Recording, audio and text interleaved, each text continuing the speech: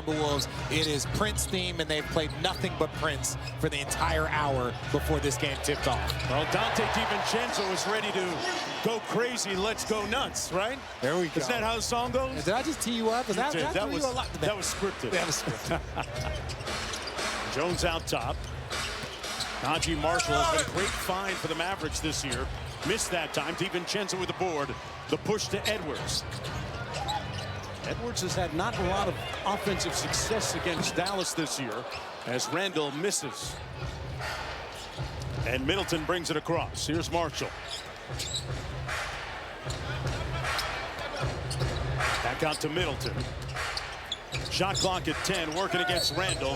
The stare down mid, he rims out, but he is an NBA champion from back in the 2021 season with Milwaukee. Yeah, the biggest issue for him was really been health the last few years in Milwaukee. Can bring to any team. The question is, does he stay in Dallas or does he go and try and be a contributor on a high-level championship team? That's really the biggest decision for Chris Middleton. Yeah, he's an unrestricted free agent at the end of the season. Edwards out top against Marshall.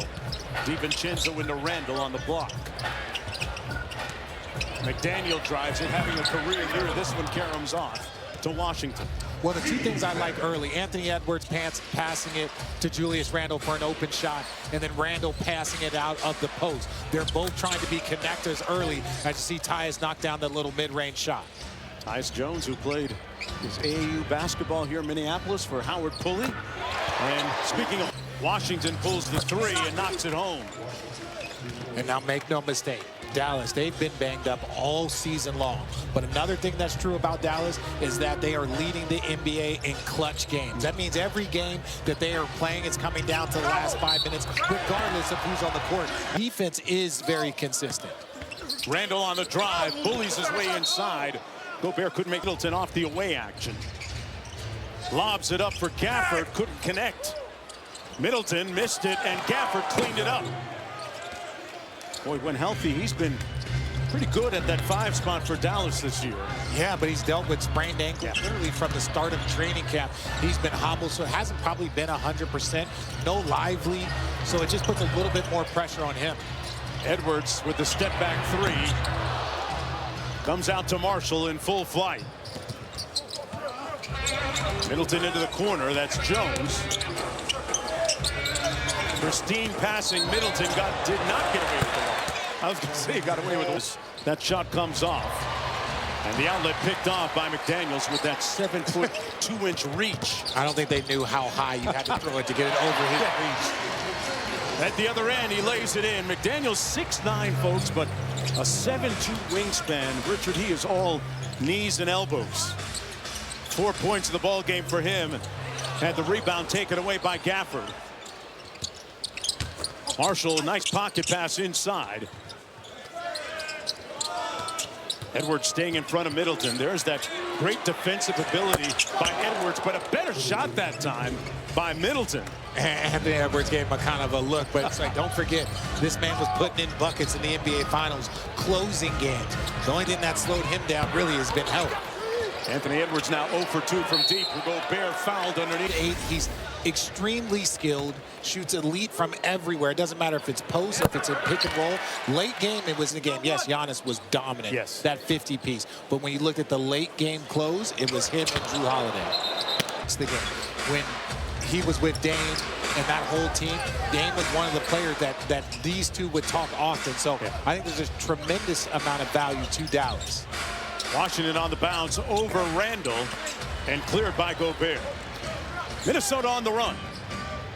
Edwards with the tween cross, had it knocked away by Marshall. No whistle, and Dallas necessarily for you to shoot, but for you to make the right play. Here's Marshall from deep. And McDaniels gets it. Minnesota up by 3. McDaniels. Randall on the catch and go. Tough catch for Gobert inside. Winning has to be the top priority. He said it's all about consistency, which, as you guys know, that's something Minnesota has struggled to find so far this season, guys. Great point, Katie. They've beaten Oklahoma City, they've beaten San Antonio, and then lost to the likes most recently of New Orleans. Another stare down 3 by Middleton. This one comes off to McDaniels. Well, and that's the thing when we talk about consistency, it's not the offensive numbers, it's how consistent their defense has, and that's always been their calling card. Coach Finch said last year after the All-Star break, everyone calmed down and settled into their role as DiVincenzo knocks down another three. He believes that, hey, now that era of a trade is gone, players can sit down and be a lot more comfortable, and he hopes that inspires their defense as Tyus Jones attacks Anthony Edwards. Jones with the basket as we approach the midway point. Good catch by McDaniels underneath, but stepped out of bounds.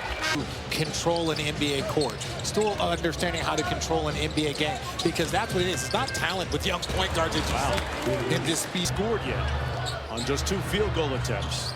Naz Reid checked into the ball game. DiVincenzo rolls and punches it home. They're averaging a double-double on the season with 11 points and 11 rebounds and leading the league in field goal percentage. Klay Thompson checked into the ball game, sprays it out to Williams. Little float game comes out to Edwards. Edwards perusing the court. Got to his strong hand off glass. And That is best. McDaniel sprays it out to Naz Reid. His first goal is pure butter. They have 3 turnovers for Dallas. On the other side, Minnesota, they've got 9 field goals and 8 assists. This is what they need to do, continue to connect offensively.